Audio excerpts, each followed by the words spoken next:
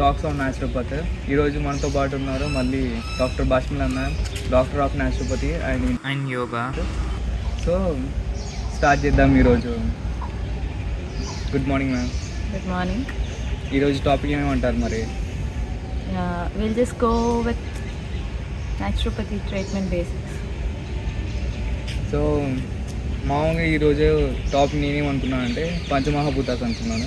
That's what naturopathy treatment basics are connected with పంచమహా. So ఒకసారి పంచమహాభూతాస్ గురించి షార్ట్ ఫామ్లో ఒకసారి చెప్తారా? ఈ పంచమహాభూతాస్ ఎందుకు ఇక్కడ న్యాచురోపతి టాక్స్లో వచ్చింది అంటే, the naturopathy basic thing they believe that the body itself is made up of this panchamahabhutas. Panchamahabhutas, which means the 5 elements.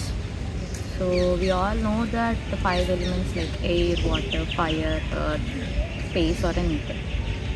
So the thing is, even our human body is made up of the same Panchamahabhutas. So 5 elements to my body made ఉంటుంది. So simply we just talk with the cell level. Okay.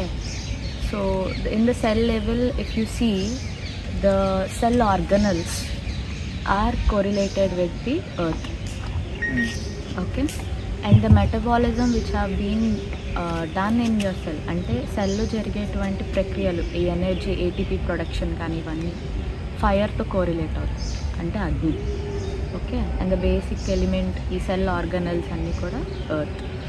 And if you see, ఒక సెల్కి మధ్యలో ఉన్నటువంటి space కానీ లేదా సెల్లో ఉన్నటువంటి intra and intracellular spaces అని చెప్తా ఉంటాం. ఇదంతా కూడా వచ్చి స్పేస్. అండ్ వాటర్ ఇక్కడ ఏంటంటే ఫ్లూయిడ్, ఇంట్రాసెల్యులర్ ఫ్లూయిడ్ అని ఎక్స్ట్రా సెల్యులర్ ఫ్లూయిడ్ అని అంటుంటాం కదా, that is correlated with water. So the same way if you see, cell లెవెల్లోనే పంచమహాభూతాస్కి కోరిలేట్ అయింది.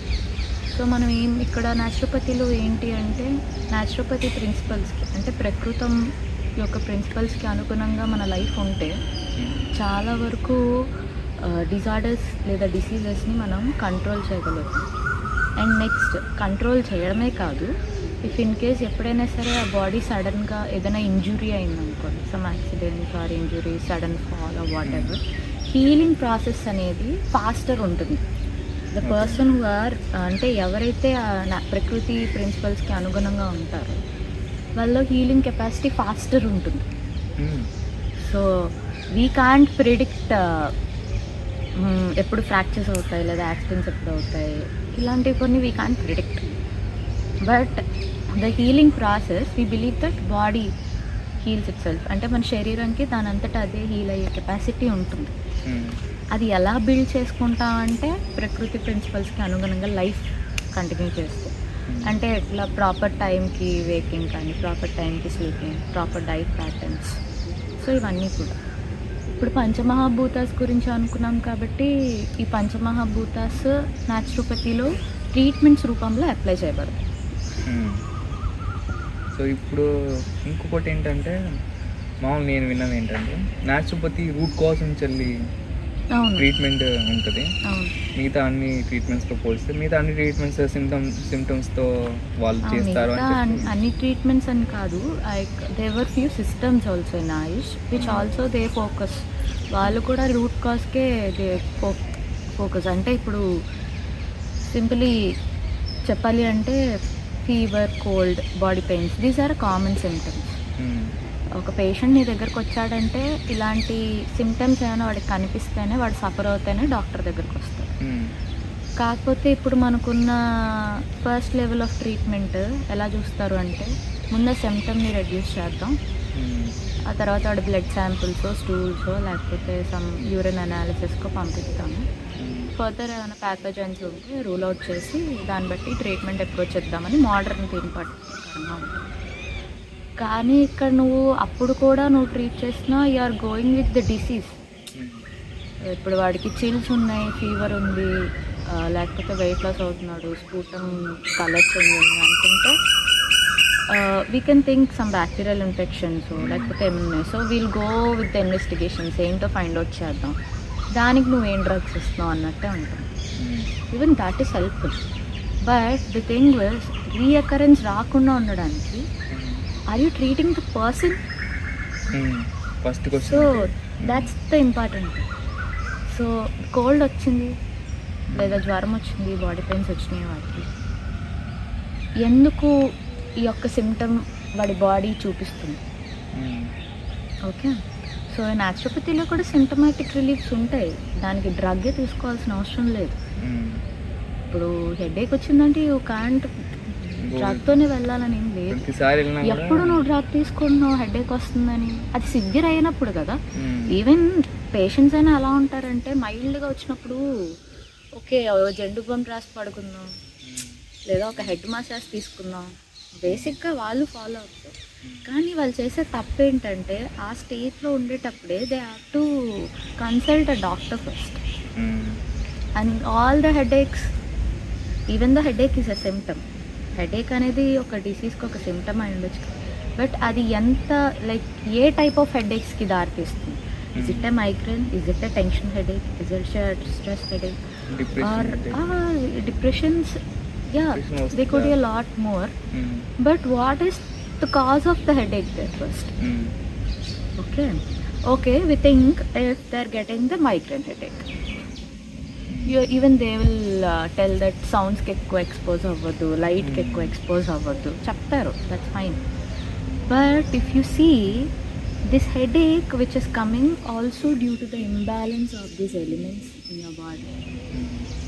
ఇంకా చెప్పాలి అంటే త్రిదోష థియరీలో తీసుకున్నట్టయితే imbalance of the three doshas like vata, pitta and kapha, the correlation is different. లేకపోతే ఆ perception according to the different stream of medicine వేరుగా ఉంటుంది. అంటే ఇప్పుడు మైగ్రేన్ రావడానికి కారణం ఫస్ట్ ఫ్యామిలీ హిస్టరీ కూడా తీసుకుంటారు. మీ ఇంట్లో ఎవరికైనా ఉందా అన్నట్టు కూడా ఫ్యామిలీ హిస్టరీ పక్కన పెడితే ఈ పర్సన్కి రావడానికి గల కారణం వాడి బాడీలో ఉన్నటువంటి త్రిదోష ఇంబ్యాలెన్స్ కానీ లేకపోతే సమ్ వాడి లైఫ్ స్టైల్ కానీ, there be number of. So ఒకవేళ వాడి లైఫ్ స్టైలే ప్రాబ్లం అయితే there how the root causes. Night shifts చేస్తూ వస్తారు, ప్రాపర్ టైంకి డైట్ ఉండదు, లేకపోతే సమ్ ప్రాపర్ కేర్ ఆఫ్ లేదు వాళ్ళ బాడీ పట్ల, డీహైడ్రేటెడ్ ఉంటారు. There can be లేకపోతే even constipation is also one more reason for your headaches. No one thinks in this way, but constipation also triggers your headache. There are some factors like that. So root cause ఏంటి అనేది analyse చేయడం is very important. ఎందుకు అంటే to not make the disease chronic. ఇప్పుడు నిజంగానే మెడిసిన్తో తగ్గేదైతే అది ఫస్ట్ 2 గ్రేడ్స్లోనే లైక్ వాస్ప్ స్కేల్ ఆన్ 6-7 ఉన్నప్పుడు తగ్గాలి కదా.